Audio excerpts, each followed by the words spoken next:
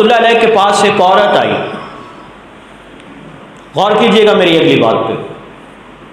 کہنے لگی کہ میری بیٹی ہوئی ہے فوت اور میں اپنی اس بیٹی کی وجہ سے پریشان ہوں. کوئی وظیفہ تو عنایت فرمائیں، میں اس وظیفے کو کروں، خواب میں بیٹی کو دیکھوں، مجھے پتہ چلے کہ یہ جنت میں ہے یا دوزخ میں. سمجھ آئی؟ اور آج بھی عورتیں مانگتی ہیں.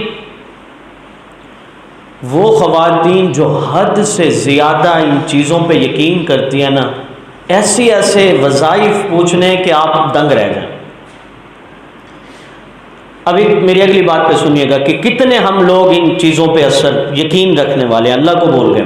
ایک خاتون نے فون کیا، وہ کہتی ہے کہ میری امی ہو گئی فوت. مجھ سے پہلے پوچھتے ہیں کہ وظیفہ دو کہ خواب میں مجھے امی نظر آ جائے. ٹھیک ہے، میں نے کہا پازیٹیو بات ہے، میں نے وظیفہ بتایا جو آگے آپ کو میں عرض کروں گا. تو کہنے لگی کہ اصل مسئلہ یہ ہے کہ میری امی فوت ہو گئی ہے اور وہ جو زمین ہے نا اس کے بارے میں اس نے کسی کو بتایا نہیں. اب میرا بھائی اس زمین پہ قبضہ کر کے بیٹھ گیا. میں چاہتی ہوں کہ امی خواب میں آ کر اس کو بتائے کہ اتنی زمین بہنوں کی ہے، اتنی زمین بھائیوں کی. سمجھ نہیں آئی میرے خیال میں آپ کو بات؟ میں حیران رہ گیا کہ اندازہ لگاؤ ان خواتین کا کہ بھئی اب وہ آ کے یہ خواب میں یوں نہیں پوچھ رہی کہ میری امی کا حال کیا ہے، وہ جنت میں ہے، وہ جہنم میں ہے، اس کی کیا پوزیشن ہے. نہیں، وہ کہتے ہیں وہ خواب میں آ کے یہ بتائے کہ بھئی یہ اتنی زمین کا حصہ تمہارا ہے، اتنی زمین کا حصہ ان کا. تو وہ عورت کہنے لگی حضرت وظیفہ بتائیں مجھے، میں یہ دیکھنا چاہتی ہوں میری بیٹی جنت میں ہے یا جہنم میں. حسن بصری رحمۃ اللہ علیہ نے فرمایا کہ بیٹا ان جھگڑوں میں نہ پڑو، اپنی بیٹی کے لیے دعا کرو اور اللہ اس کی بخشش کرے، بس کافی ہے. اس نے منت سماجت کی کہ حضرت کوئی وظیفہ عنایت فرمائیں. حسن بصری رحمۃ اللہ علیہ نے فرمایا کہ سونے سے پہلے 4 رکعتیں پڑھیں، ہر رکعت میں سورہ فاتحہ کے بعد سورۃ التکاثر، الہاکم التکاثر یہ پڑھیں. یہ 4 رکعتیں پڑھنے کے بعد سو جائیں، سنت کے مطابق باوضو سنت کے مطابق سو جائیں. وظیفہ لے کے گئی، اس نے باقی اس کی پڑھنے کا طریقہ وہی ہے جیسے ہم باقی پڑھتے ہیں نا، اکٹھی ایک ہی دفعہ 4 پڑھنی ہے. جزاک اللہ.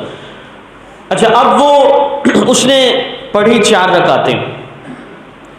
آج کے لوگ جتنے مرضی وظیفے کرتے رہے نا، ان کو نظر نہیں آنا. رزق حلال ہونا چاہیے، 5 وقت کا نمازی ہونا چاہیے، تقوی ہونے چاہیے، پھر یہ وظیفے کام کرتے ہیں. اور یہ رزق حرام ہے، سارے دن جھوٹ بولتا ہے لیکن وظیفے بڑے بڑے پوچھتا ہے، اس کا کیا اثر ہونا. وہ نیک عورت تھی، اس نے خواب میں جب دیکھا اپنی بیٹی کو تو وہ اس نے تار کول کا لباس پہنا ہوا، جسے لک کہتے ہیں ہم، لک سڑکوں پہ جو ڈالتے ہیں، تار کول کا لباس، یہ جہنمیوں کا لباس ہے. اور اس کے ہاتھوں میں گرم آگ کی ہتھکڑیاں اور جوتے، وہ جو پاؤں ہیں اس میں جو اس نے جوتے پہنے ہوئے ہیں وہ بھی آگ کے پہنے ہوئے. چیخ رہی ہے، چلا رہی ہے، اور یہ تو ساری رات سوئی نہیں، تڑپتی رہی. اس لیے حضرت حسن بصری نے فرمایا تھا کہ آگے نہ دیکھو کہ کون کہاں پہ ہے، لیکن اس نے اصرار کیا. اب یہ ہوا کہ صبح بھاگتی ہوئی حسن بصری رحمۃ اللہ علیہ کے پاس آئی، حضرت میری بیٹی تو جہنم میں ہے. آپ نے فرمایا کہ استغفار کرو، صدقہ دو، اللہ تعالیٰ اس کی حفاظت فرمائے. اب ہوا یوں کہ حضرت حسن بصری رحمۃ اللہ علیہ وہ جب سوئے 2-3 دنوں کے بعد آپ نے خواب دیکھا کہ ایک بہت بڑا سبزہ زار ہے، چاروں طرف پھول ہی پھول ہیں، خوشبو مہک رہی ہے.